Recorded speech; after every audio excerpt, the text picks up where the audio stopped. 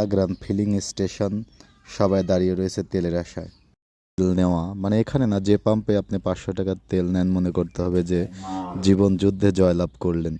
যুদ্ধে জয়লাভ করলে যেমনটি খুশি হয় মানুষ, তেল পাম্পে এসে 500 টাকার তেল পেলে মানুষ তেমনটাই খুশি হয়। কারণ 4-5 ঘন্টা লাইনে দাঁড়ানোর পরে যদি তেল পাওয়া যায়, সে তেলটা কেমন হয় সেটা তো জানতেই পারতেছেন, কতটা কষ্টের পরে তেল পাওয়া যায়। দীর্ঘ লাইন, বৃষ্টি উপেক্ষা করে মানুষ দাঁড়িয়ে রয়েছে তেল পাম্পে। দীর্ঘক্ষণ ধরে এমন কষ্টের পরে যাই হোক 500 টাকার তেল পেয়েছিস। সেই সঙ্গে যদি না পেতাম তাহলে অনেক দুঃখও লাগতো।